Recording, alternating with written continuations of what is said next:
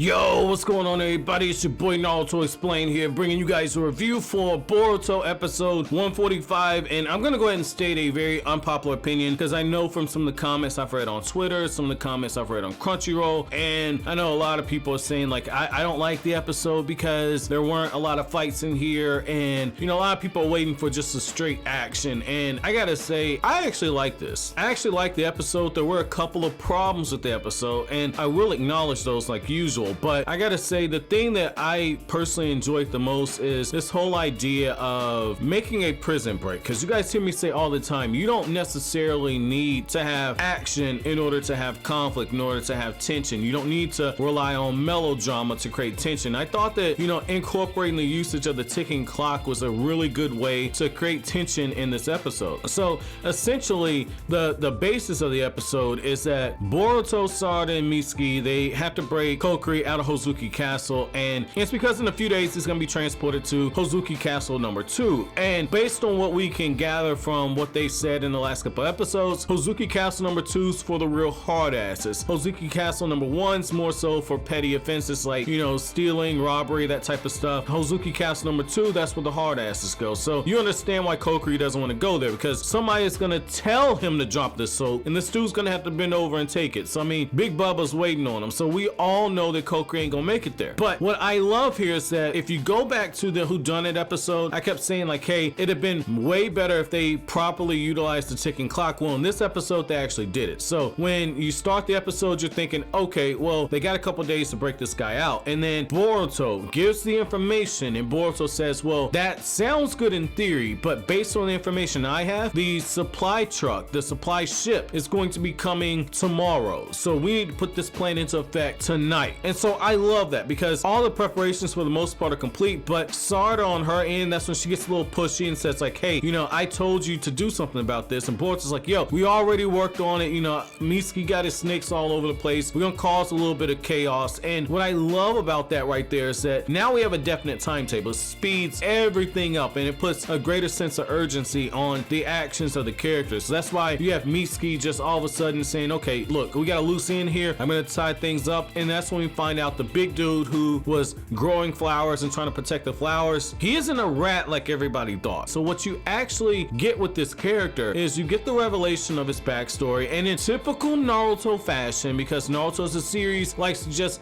dump the exposition on you all at once when it comes to explaining origin stories. So in typical fashion with this series, what they did was they explained what happened with him. He got the label of being a rat simply for the fact that people thought he was working with Banga, and the truth is he and one of his cellmates that he was close to were planning on breaking out of Hozuki Castle. That a really elaborate plan in order to do so, and he lost faith. He lost faith in his friend, and that's a running theme going forward in this episode, is to have faith in the people around you. Basically, it's talking about the themes that the first part of Naruto kind of drilled in our head, which is simply, you know, you can't do everything by yourself. Hard work will overcome natural talent, and when it comes to teamwork, everyone has to be on the same page, even when things seem the bleakest. So in this case, that's exactly what you get when it comes to that third option, where everyone has to be on the same page. Everyone has to trust that the other person's going to uphold their end of the bargain. With the big dude, he didn't necessarily do that. He didn't believe his friend when he said, oh, well, it's going to rain cats and dogs, and he's just like, well, it's not raining, and then he waited until it started raining, and he has to live with that guilt of the fact that if he would have listened to his friend, if he would have met him at the rendezvous point, they could have actually broken out. And because his friend died, he had to live with that guilt, but on top of that, he had to live with the label of being a snitch, because Banga, I told you guys, every time I see this dude on screen, I feel like I need to go brush my teeth. I feel like I need to go take a hot bath somewhere.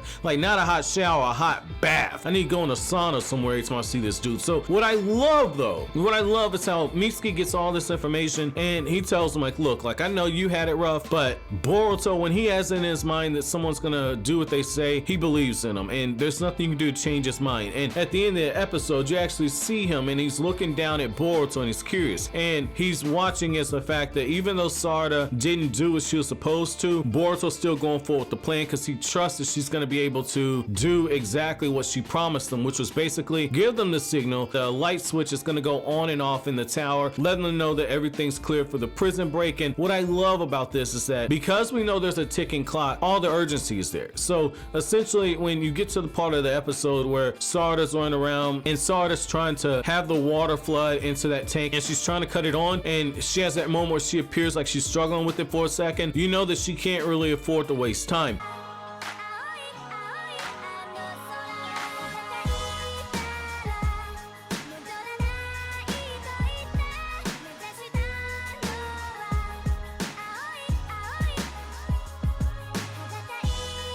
And then you get to a part where she is trying to basically hide out because she knows that she's being searched for. And she's like, well, I need to go destroy my notes. I can't leave any clues behind on this. And she's trying to cover her tracks. And you know that they only have so many hours in order to pull this off. This is what I mean. This is a good opportunity to raise the tension. So I did like that a lot. The one thing I would have liked to have seen a little more when it comes to the writing team on this episode is because of what happens with Sarada. Because we know that, you know, she runs into Benga and they have their scuffle, I would have liked to have seen maybe a situation where Sarada uses her head a little more. So what I mean by that is I totally think it's in character for Sarada to continue running, and then once she realizes that Benga is sitting there waiting for her, she tries to keep the whole facade up of being a journalist. But I really felt like in that moment when she had her back turned, to Benga, I felt like it would have been more in character for her to already have her Sharingan activated, because the fact of the matter is that if I'm not mistaken, they should know that Benga would know how to use jutsu simply because of the whole fact that he's the number 2 person under Mujo in the Hozuki Castle, which means if something happened to Mujo, he would need to be able to put the celestial prison seal on other people. So right away, you should have had your guard up. So I was a little disappointed there that she didn't have her Sharingan activated, but I understand why they went the route that they did because of the whole element of the ticking clock. You need to raise the stakes by having Sarada essentially knocked unconscious. The one thing that I am a little disappointed in is that when Sarada saw that the fire style jutsu was being shot at her, again, she didn't have her Sharingan activated. That Sharingan Eye Insight allows you to see the directional path that the attacks are coming from, foresee the movements of your target. I felt like that could have been something that helped a lot. So I was a little disappointed there, but when it comes to just the overall pacing of the episode, I didn't mind it. Again, I know this Boruto is following Naruto. Naruto is a typical battle shonen, and the Boruto series is doing things a little bit differently. It's not following all the essential cliches that you're getting, but the whole idea of creating tension this way, I'm totally cool with it. And part of the reason why is that those of you who followed me all the way back on Kryptonian Saiyan from 2015 to 2018, guys know I'm a huge Metal Gear Solid fan, and this really reminds me of both something you would have gotten in Metal Gear Solid where you're operating an enemy camp and you're trying not to get caught and there's a ticking clock where you have to get the issues resolved before everything blows up to high hell. But then the other thing is that this reminds me of eerily similar of what you got in a 1996 movie called The Rock, which is an all-time classic, and I'm a little biased because it does inspire Metal Gear Solid, but it's an all-time classic. It ages very well, and in that movie you have a situation where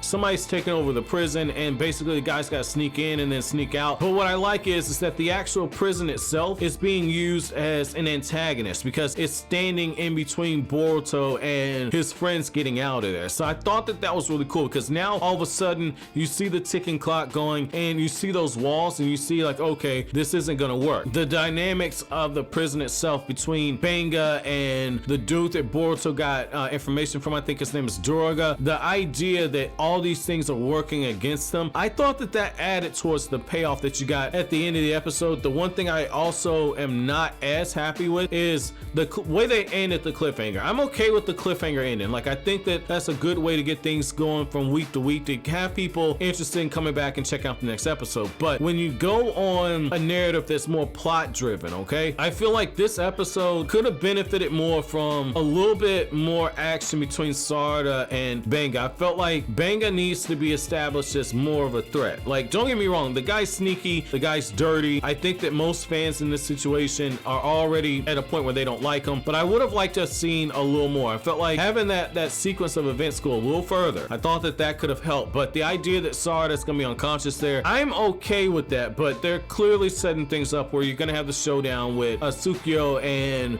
with Boruto. You're gonna clearly have that, maybe with Tsukio and Sarada, but I felt like that could have maybe been done better to set up the ending, because when it comes to Boruto's cellmate, we know that Sarada was basically on her way to carrying out her part of the mission, but knowing that she fought someone formidable and knowing based on the next episode preview that Benga is basically scouring everything trying to prevent this stuff from happening, I feel like that could have added more to that dude's character. But I mean, overall, like I said, I like the episode. There are only a few little nitpicks on there, but for the most part, I thought that everything was done well. But I want to know from you guys, what do you guys think about the pacing for this episode? Now, again, I don't think it's as bad as what we got with that whodunit episode, which I thought was absolutely terrible bullshit. So my episode question to you guys is, between the whodunit episode and this episode here with the prison break, which episode do you think better utilized the element of the ticking clock? But as always, guys, if you like anything I had to say, don't forget to comment, rate, subscribe, share.